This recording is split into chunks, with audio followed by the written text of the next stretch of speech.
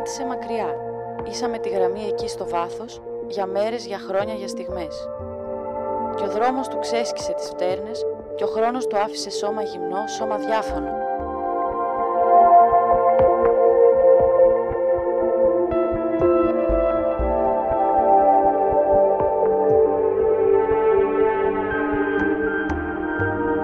Και όταν φτάνοντας κοντοστάθηκε, αντίκρισε την πλημμύρα των σιωπών και των σκέψεων ενός κόσμου που κάποτε υπήρξε βασιλιάς.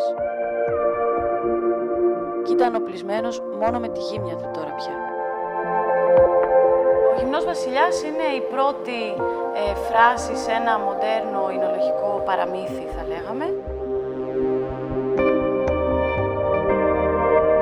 Είναι ένα κρασί το οποίο αντιπροσωπεύει την αλήθεια. Αντιπροσωπεύει και τη δικιά μας ιστορία και την πορεία, που σημαίνει ότι κοπιάσαμε κάπου και φτάσαμε σε ένα σημείο όπου γυμνοί πια, χωρίς εφόδια, χωρίς πλάτες, είπαμε ότι θα δημιουργήσουμε το μεγάλο κρασί. Είναι το πρώτο κρασί που δημιουργήσαμε. Είναι από ένα συγκεκριμένο αμπελοτόπι. Είναι συνδυασμός δύο ποικιλιών της ποικιλίας Συρά και από κάποια κλίματα της περιοχής που είναι η ποικιλία Κολυνδρινό. Το ιδιαίτερο χαρακτηριστικό είναι οι τανίνες που έχει και δημιουργεί την αίσθηση του πλούτου και του βάθους.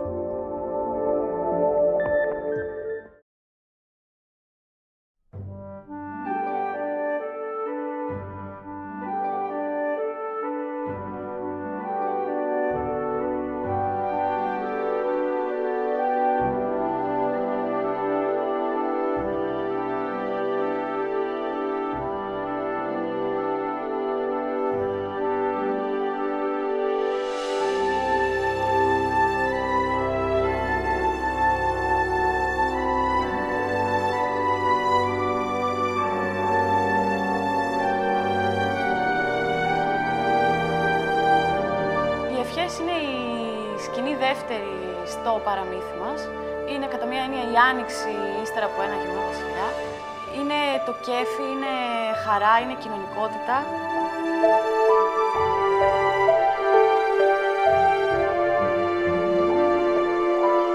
Οι Αρατινές Ευχές ήταν η δεύτερη σειρά κρασιών του κτήματος, που είναι λευκό, κόκκινο και γλυκό.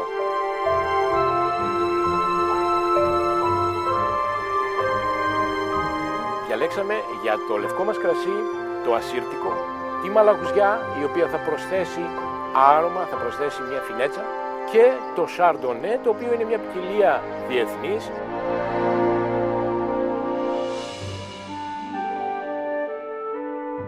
Και μετά είναι οι κόκκινες ευχές. Συμπλέκουν το ξινόμαυρο με τη σειρά και το Cabernet Sauvignon.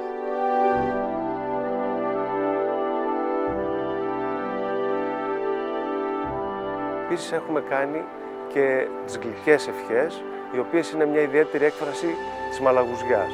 Συμπυκνώσαμε στην αρχή το σταφύλι επάνω στο πρέμνο, μια αρχαία τεχνική.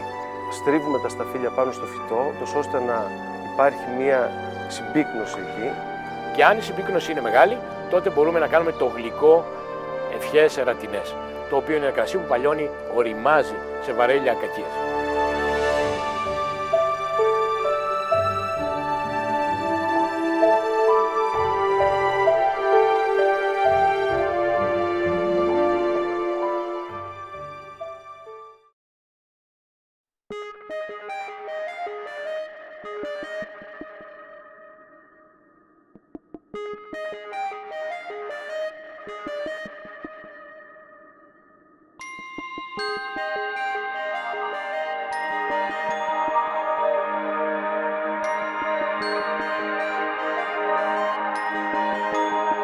Το μετά είναι μια οξυδωμένη μαλαγουζιά. Είναι μια μαλαγουζιά η οποία αναμετρήθηκε με το χρόνο.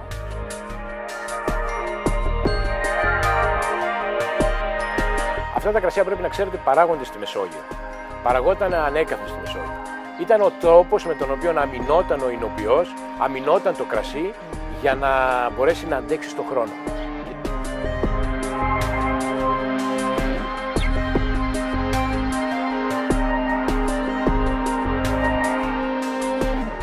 Το μετά είναι ένας τύπος κρασιού που λέγεται πορτοκαλί orange wines, όπως λέμε. συνδυάζεται με φαγητά τα οποία έχουν ένταση, όπως είναι ας πούμε ένα ψητό γουρνόπουλο που είναι καρικευμένο με πολλά μπαχαρικά, ή όπως με φαγητά από έθνη κουζίνες όπως τα ασιατικά. Και το βελάκι πάνω στην ετικέτα υποδηλώνει πως η εταιρεία πάει ένα βήμα παραπέρα. Οι καταναλωτές μας λένε ότι είναι κάτι διαφορετικό, ότι είναι κάτι αλλιώτικο. Και αυτό είναι το τόλμημα που θέλουμε να φέρουμε για να ταράξουμε τα νερά της ήρεμης Μαλαγουζιάς, που μας έχει μάθει, την έχουμε μάθει μάλλον, να μας δίνει κρασιά ήσυχα, απλά, ομορφούλικα, καλοαρωματισμένα. Εμείς την κάναμε να είναι rock star, να είναι πρωταγωνίστρια σε western, να είναι κάτι άλλο. Αυτό είναι λοιπόν το ζητούμενο για μας, να δώσουμε άλλη έκφραση στο ελληνικό κρασί.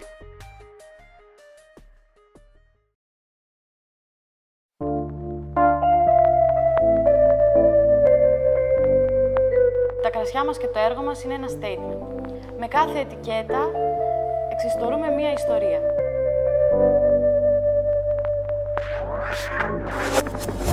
Τα κρασιά της Πειραιίας Ερατινής τα έχουν βαφτίσει conceptual wines, ενιολογικά κρασιά. Και αυτό γιατί το κρασί καταρχήν είναι μία έννοια. Υπάρχει στο μυαλό μας. Δεν εινοποιούμε κρασί, δημιουργούμε κρασί. Ο Ανδρέας και ο Παύλος και ο Ανδρέας, είναι δύο έμπειροι εινολόγοι και αμπελουργοί. Έχουν δημιουργήσει εξαιρετικά κρασιά με φανατικό κοινό και χρυσές διακρίσεις.